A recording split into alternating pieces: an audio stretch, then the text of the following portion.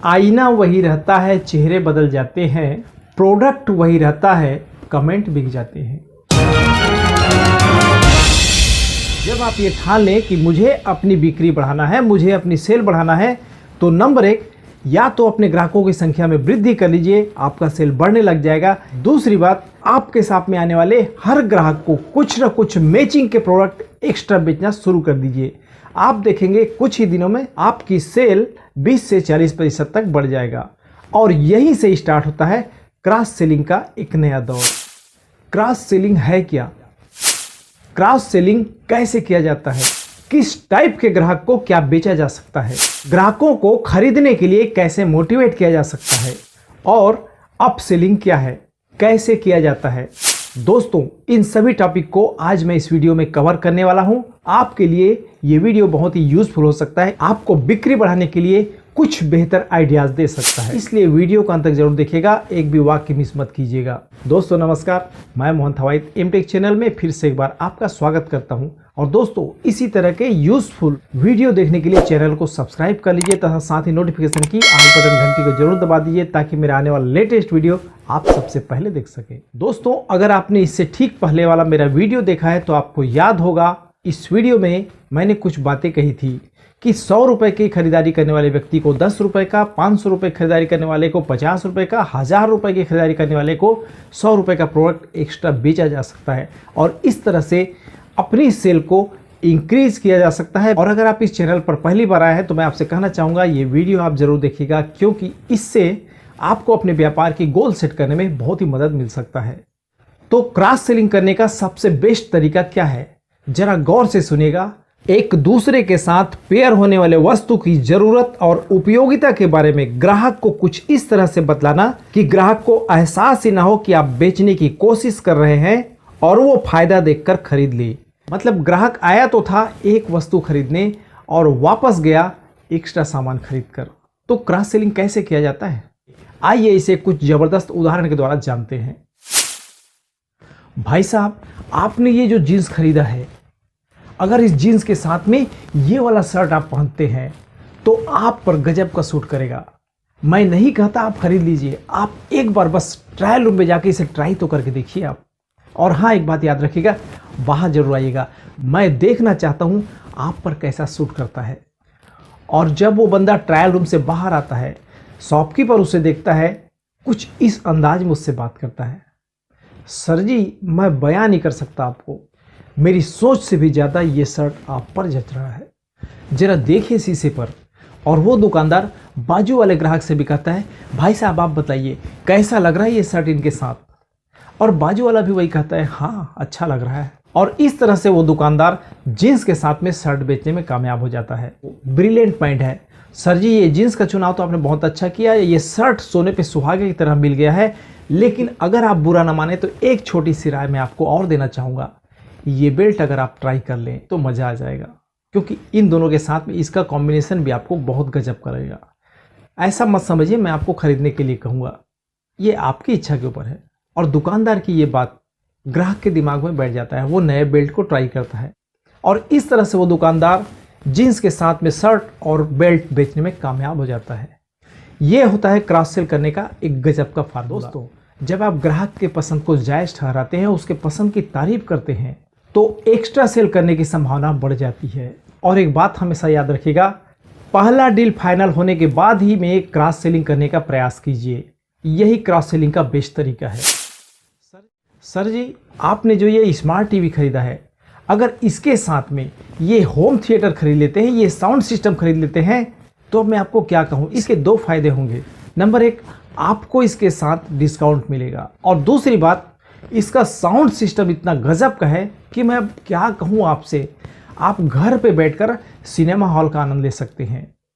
भले ही आप 10 मिनट ही sound system के साथ म्यूजिक सुन ले, आपको इतना आनंद आएगा कि मैं बता नहीं सकता। ऐसा कहकर एक दुकानदार टीवी के साथ होम थिएटर के कॉम्बिनेशन का वैल्यू समझाकर उसे साउंड सिस्टम बेचने में कामयाब हो जाता है। सर अगर आप ये कंप्यूटर के साथ में ये प्रोटेक्टर खरीदते हैं तो आपको स्पेशली डिस्काउंट मिलेगा और ये आपके लिए बहुत ही बेहतर होगा, क्योंकि सुरक्षा बहुत ज़रूरी है इतने महंगे आइटम के लिए। सुरक्षा का एहसास मतलब बेटर प्रोटेक्शन मिलता है आपको थोड़े से एक्स्ट्रा खर्च करके। कोई ग्राहक अगर 500 रुपए का जूते खरीदता है तो एक दुकानदार को यह सोचना चाहिए कि उससे मैं नया मोजा कैसे बेचूं। एक दुकानदार को कहता है ये भाई साहब जूता नया और मोजा पुराना, भला सूट कहाँ करता है, और वो दुकानदार उसे 80 से 100 रुपए के आसपास का एक नया मोजा बेच देता है। भाई साहब आपने जो सौंफ खरीदा है क्या इसे रात को या दोपहर में भोजन के बाद खाते हैं?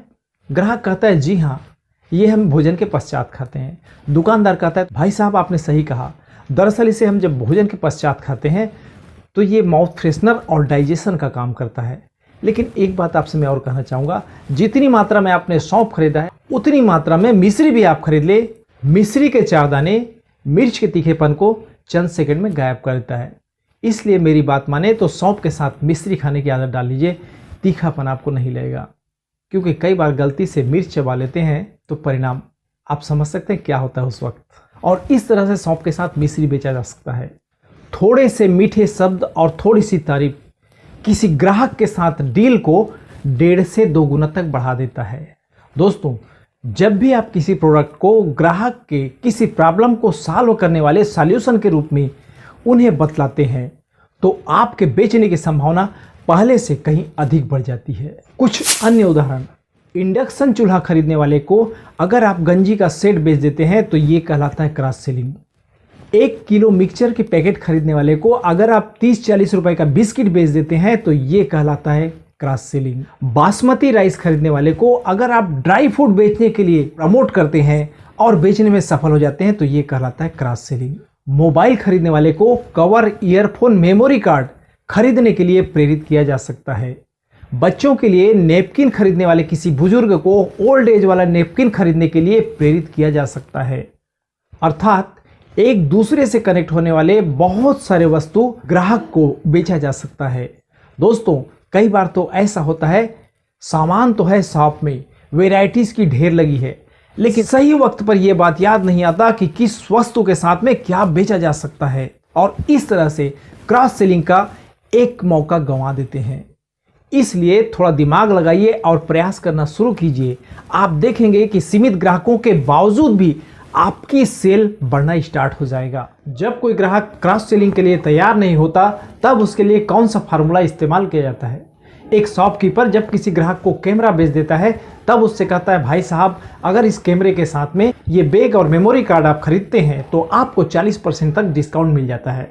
और जब ग्राहक कहता है भाई साहब इसे रहने दीजिए फिर बाद में देख लेंगे, तब दुकानदार कहता है भाई साहब आप तो बहुत समझदार लगते हैं। एक बात बताइए मुझे ज़रा, अगर कोई व्यक्ति केक खरीदता है तो क्या उसे चाकू की आवश्यकता पड़ेगी? ग्राहक कहता है भाई साहब अगर चाकू नहीं लेगा तो केक कैसे काटेगा? दुकानदार कहता है बिल्कुल सही कहा आपने। अच्छा एक बात और बताइए, अगर वो व्यक्ति केक खरीद लेता है, चाकू खरीद लेता है, तो क्या उसे कैंडल की आवश्यकता होगी? ग्राहक कहता है बिल्कुल, बगैर कैंडल के वो बर्थडे कैसे मनाएगा? तब दुकानदार कहता है भाई साहब बस यही तो मैं आपसे कहना चाहता हूँ, आप समझिए मेरी बात को। कैमरा इतना महंगा और आप इसे ऐसे ही लेकर जाएंगे? सेफ्टी के हिसाब से सही नहीं होगा जनाब, इसमें रिस्क है। मैं आपको 2 कारण बतलाना चाहता हूँ। नंबर 1, अगर अनजाने में ठोकर लग गई तो आपके कैमरे का बॉडी डैमेज हो सकता है। और दूसरी बात, अगर आप कहीं शूटिंग पर गए हैं और आपको एक्स्ट्रा स्टोरेज की आवश्यकता पड़ गई, मेमोरी आपका फुल हो गया, तब क्या करेंगे उस वक्त? मेरी बात मान लीजिए आप फायदे में रहेंगे। और ऐसे मामले में 80% तक ग्राहकों को क्रॉस सेल करने में इस तरह के दलील पेश करने वाले दुकानदार कामयाब भी हो जाते हैं। क्यों? क्योंकि आईना वही रहता है, चेहरे बदल जाते हैं, प्रोडक्ट वही रहता है, कमेंट बिक जाते हैं। अब सवाल ये आता है कि ऐसा कौन सा फार्मूला यूज़ करें कि ग्राहक को क्रॉस सेलिंग के लिए प्रेरित किया जा सके। नंबर 1, बेचने की कोशिश मत कीजिए, प्रोडक्ट दिखाते हैं तो ग्राहक के फायदे की बात कीजिए। नंबर 2, कीमत की बात मत कीजिए, प्रॉब्लम सॉल्व करने की बात कीजिए। नंबर 3, बहस मत कीजिए, आपके द्वारा बेचे गए पहले प्रोडक्ट के साथ में दूसरे प्रोडक्ट की उपयोगिता साबित कीजिए। और नंबर 4, जब आपने पूछ लिया भाई साहब और क्या लेंगे और ग्राहक आपसे कहता है बस कुछ नहीं, तब आप ये कह सकते हैं भाई साहब मैं आपको एक वस्तु दिखाना चाहता हूँ, इसे ये मत समझिए कि मैं आपको बेचने की कोशिश कर रहा हूँ। मैं तो चाहता हूँ बस आप इसे देख लीजिए और अपनी राय दीजिए इस प्रोडक्ट के मामले में, और इस तरह से ग्राहक के अंदर में एक जिज्ञासा पैदा कीजिए किसी वस्तु को देखने के लिए। और जब ग्राहक ये समझ जाता है कि मुझे दिखा रहा है, बेचने की कोशिश नहीं कर रहा है, तो वो फ्री माइंड होकर उस वस्तु को और उसकी उपयोगिता को जानने का प्रयास करता है। और इस तरह से कई बार ऐसा होता है कि ग्राहक को वो वस्तु पसंद आ जाता है और आपके द्वारा बेचे जाने वाले उस दूसरे वस्तु को भी खरीदने को तैयार हो जाता है। अब बात करते हैं किसे क्या बेचा जा सकता है। नंबर 1, परिचित ग्राहक को अपरिचित वस्तु बेचने की कोशिश किया जा सकता है। नंबर 2, अपरिचित ग्राहक को कंसेशन प्राइस वाला सामान बेचने की कोशिश किया जा सकता है। नंबर 3, रेगुलर ग्राहक को डिस्काउंट वाले प्रोडक्ट बेचने की कोशिश किया जा सकता है। और नंबर 4, अपने ग्राहक के हैबिट को जान लो। आपको पता चल जाएगा कब कब किस जरूरत के लिए कौन सा प्रोडक्ट किस ग्राहक को बेचा जा सकता है। दोस्तों, सचिन तेंदुलकर को मास्टर ब्लास्टर कहा जाता है। उन्होंने वर्ल्ड रिकॉर्ड की ढेर लगा दी है, लेकिन इसका ये मतलब भी नहीं कि जब वो पिच पर जाते थे तो हर बाल पर चौके छक्के लगाया करते थे। क्रीज पर टिके रहना, बाल को बैट के समीप आने तक रीड करना और उसके बाद सही स्ट्रोक खेलना उन्हें औरों से ज़्यादा सफल बनाया। बिल्कुल इसी तरह से ग्राहक की आवश्यकता को महसूस करना, उसके रिक्वायरमेंट को समझना एक सही दुकानदार के लिए बहुत ज़रूरी होता है। तभी तो क्रॉस सेलिंग संभव हो पाता है। और दोस्तों, अब बात करते हैं अप सेलिंग के बारे में। अप सेलिंग क्या है? दरअसल अप सेलिंग उसे कहा जाता है जब कोई ग्राहक एक निश्चित रकम के अंदर में कोई वस्तु खरीदना चाहता है और आप उसे उसके निश्चित रकम से थोड़े ऊपर का प्रोडक्ट बेच देते हैं, तो ये कहलाता है अप सेलिंग। अप सेलिंग कैसे किया जाता है? अगर आप चाहते हैं कि आप अपने ग्राहकों को उनके बताए हुए कीमत से ऊपर लेवल का सामान बेच पाएं, तो इसके लिए आप कमेंट बॉक्स पर जरूर लिखें। आपके लिए अप सेलिंग के ऊपर भी एक वीडियो अपलोड कर दूंगा। और दोस्तों, ये वीडियो आपको कैसा लगा कमेंट बॉक्स से मुझे अपनी राय अवश्य बताएं।